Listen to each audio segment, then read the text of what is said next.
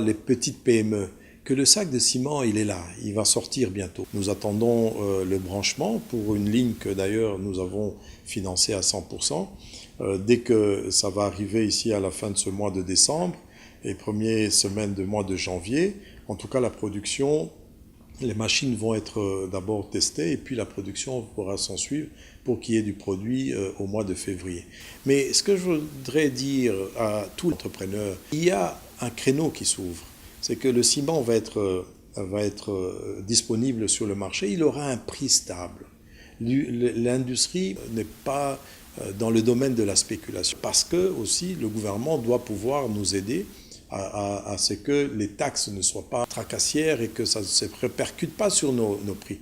Donc aujourd'hui, les entrepreneurs différents qui peuvent faire des matériaux préfabriqués sont en tout cas les bienvenus chez nous pour travailler d'une façon technique. Le sac de ciment ne doit plus continuer à être acheté et à être mélangé avec du sable qui n'est pas de bonne qualité, avec du gravier qui n'est pas de bonne qualité.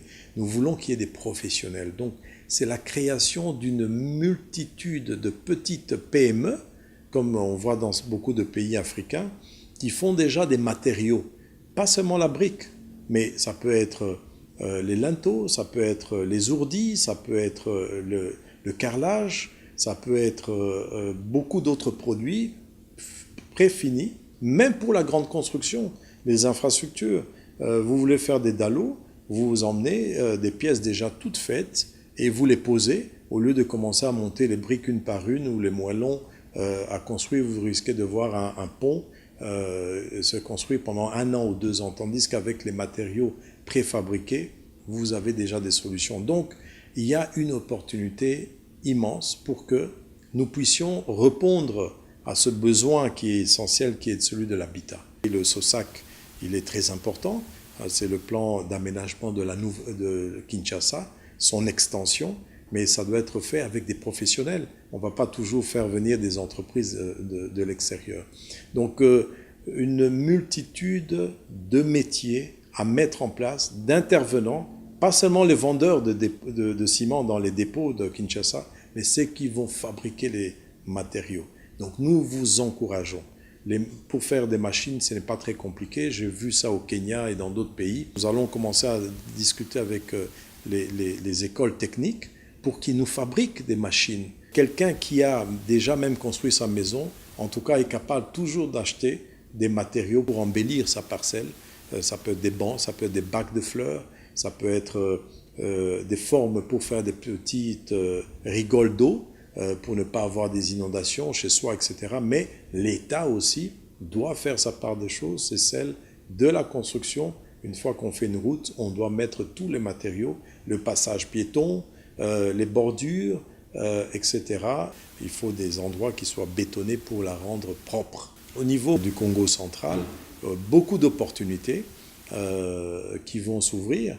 Le centre où nous allons ouvrir, ici vous avez vu les images, il y a un plan pour construire des nouvelles industries. Et nous sommes en train d'appeler toutes ces industries qu'elles viennent effectivement s'installer à Malanga, en province du Congo central, pour bénéficier de cet avantage. Nous avons introduit auprès du gouvernement central une nouvelle demande qui est la suite de celle que nous avions fait en 2001, c'est de gérer cet espace pour que ça devienne une zone économique spéciale et une zone de facilitation et d'investissement. Vous avez connu certainement à travers les différentes présentations PPC, qui est une société sud-africaine où l'impact sur les enfants, l'éducation, la femme, l'autochtone, vous connaissez la loi sur le BEE, le Black Economic Empowerment. L'Afrique du Sud est très regardant là-dessus. Nous donnons avantage à ceux qui peuvent être de sous-traitants, d'être des entreprises congolaises qui puissent bien se former et qui puissent nous accompagner. C'est vrai que c'est quand même une grosse industrie dans la partie ouest. On a vu les mines au Katanga et peut-être au nord dans le Haut-Uélé aujourd'hui, mais dans cette partie, on n'avait pas encore eu de grandes réalisations comme ça. C'est dire aussi que demain, le projet de Inga peut être fait avec le ciment qui viendra de là. Parce que nous pouvons faire toutes les catégories de ciment, même celles qui sont mélangées dans des endroits difficiles comme les chutes ou l'eau, pour que nous puissions avoir un barrage solide avec du ciment localement fait. Donc la technologie, elle est là, elle est magnifique, elle va travailler. Nous avons un produit de première qualité et nous sommes très regardants. Si vous voyez tous les techniciens qui viennent pour contrôler les machines ainsi que les produits, les tests, vous vous rendrez compte que nous faisons très attention à la qualité du produit.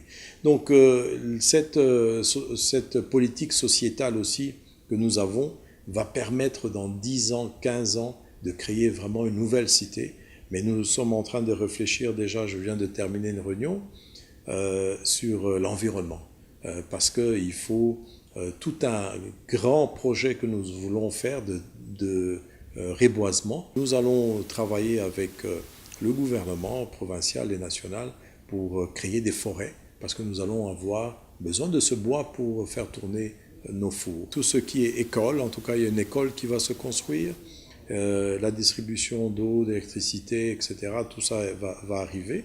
Nous venons de construire, vous voyez le type de maison que nous construisons, ça c'est pour le personnel, mais nous allons aider Nicolas, qui est le chef local, à mettre sa coopérative. Nous allons lui donner toutes les parcelles maintenant cadastrées, qui étaient ses parcelles à lui, mais nous les avons cadastrées. Nous allons lui donner un plan et un modèle type de maison pour que l'environnement ne devienne pas un favela, mais que ça soit vraiment une cité moderne et qui pourrait servir d'exemple. J'ai déjà eu à les proposer par exemple à Indaba au niveau des miniers, parce que nous avons vu la différence, c'est que parfois on investit et on crée des usines, mais on oublie de créer la cité avec ça. Gécamine l'avait fait à l'époque des Belges, donc nous pouvons revenir sur ce type de modèle pour qu'autour des unités industrielles, il y ait toute une vie qui puisse naître et que cela puisse donner du travail et de la sous-traitance. Cette loi va bientôt sortir, la sous-traitance congolaise, nous voudrions qu'elle soit en tout cas le mieux organisée possible. C'est un des projets types que nous avons et que la Banque mondiale a fait toutes les investigations, pour lequel c'est vrai qu'on connaît pas mal de problèmes dans nos pays africains, mais ce projet s'est fait sans entrave et sans jamais donner un dollar à qui que ce soit de côté. Ça, je crois que c'est quelque chose que nous devons souligner, parce que d'abord, un, chez nous, ça ne peut pas se faire, et deux, en tout cas, nous n'avons jamais eu à débourser pour soudoyer qui que ce soit pour que ce projet se réalise. C'est une chose appréciable et nous appelons, parce que parfois les gens veulent venir investir, mais ils se trompent peut-être de porte. Mais je crois que si on passe par les bonnes portes, les portes sont ouvertes pour que l'investissement soit fait en République démocratique du Congo dans les normes les plus valables. Et puis deux, c'est aussi, n'oublions pas que la logistique est très importante. Nous espérons que le rail va redémarrer, parce qu'il y a la possibilité que le rail qui est arrêté puisse bénéficier de transporter 3 millions de tonnes de marchandises par an lorsque les 3 usines vont tourner en même temps. Nous demandons à ce que le gouvernement revoie aussi les charges sur les transporteurs routiers, les transporteurs fluviaux, et qu'elles permettent à ce que le rail puisse fonctionner, non pas en concession qui pourrait être donnée à une seule entreprise qui va nous donner un prix beaucoup trop élevé. Nous avons déjà fait les études pour que les prix soient abordables. La troisième chose aussi, c'est que nous attendons du Parlement la loi sur les partenariats publics et privés ainsi que les concessions, pour qu'il y ait des entreprises qui viennent et qui vous construisent une route et y mettent un péage. On peut construire aujourd'hui une autoroute, on peut construire un pont, on peut construire des barrages, on peut construire beaucoup de choses, et la loi permet que ça puisse être fait même avec les entités territoriales décentralisées, les provinces, le gouvernement central, pour que les constructions puissent être faites par des partenaires extérieurs qui vont gérer pendant 20 ans, 25 ans, 30 ans avant de le remettre à l'État. Et la dernière, c'est vraiment de dire que le Congo en tout cas, est au début encore de son histoire. La construction de ces pays est à faire. Et nous sommes là et nous pensons que nous tous, Congolais jeunes, nous voudrions voir encore d'autres entrepreneurs congolais aller sur le même pas, être soutenus par le gouvernement, ouvrir de nouvelles possibilités dans l'industrie, dans le commerce, dans la logistique, dans plusieurs autres domaines et devenir vraiment de vrais managers qui pourraient permettre à ce qu'il y ait de l'emploi et de la croissance dans notre pays. Nous sommes prêts à aller ailleurs, au Katanga, en province du Kasaï, là où il y a du calcaire, et puis au niveau de l'ex-province orientale aussi. Il y a certains endroits du calcaire, parce que le ciment, n'oublions pas, ne se transporte pas très loin. Le ciment ne doit pas dépasser 500-600 km, sinon le prix du transport devient plus cher que le produit. Donc il faut faire de nouvelles usines, mais cela demande quand même des études et ça prend beaucoup de temps. Nous espérons que le gouvernement va donner à nous ou à d'autres partenaires encore la possibilité de pouvoir réaliser sans que les dossiers ne traînent sur les tables de qui que ce soit ou que ces dossiers ne soient gérés pour les intérêts des uns ou des autres, mais que ce soit pour l'intérêt général, comme ça a été le cas ici avec PPC Barnet. Alors finalement, c'est possible de lever des fonds importants en Afrique. On voit que Jean Bamanissa a levé 300 millions de dollars pour son projet.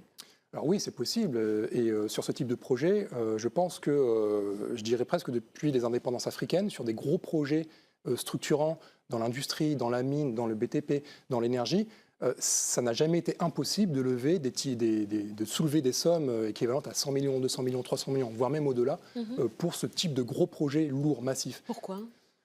Parce qu'il y a toujours eu des bailleurs, des acteurs comme par exemple l'AFD, la Banque mondiale, la Banque africaine de développement, qui financent, appuient, viennent quelque part compléter un tour de table pour pouvoir lancer ces projets. Maintenant, ce n'est pas la même histoire lorsque l'on parle de projets, non pas de 300 millions de dollars, mais peut-être de 300 000 dollars, ou voire même de 30 000 dollars. Là, l'AFD, la Banque mondiale... Ça ne les intéresse pas. Il n'y a plus personne. Ils n'ont pas les logiciels pour comprendre l'ingénierie financière de ce type de projet. Même s'il y a une amélioration de l'écosystème du financement, il y a de plus en plus de levées, il faut dire les choses, par les startups technologiques, plutôt dans les écosystèmes anglophones, notamment à Lagos, au Nigeria, aussi un peu au Kenya, mais on peut voir au moins une fois par mois une levée d'1 million de dollars. Ah oui. Voilà, ça intervient régulièrement, c'est possible. Mais il faut aussi rester assez humble. Il se lève en une année autant que ce qui se lève en un week-end dans la Silicon Valley.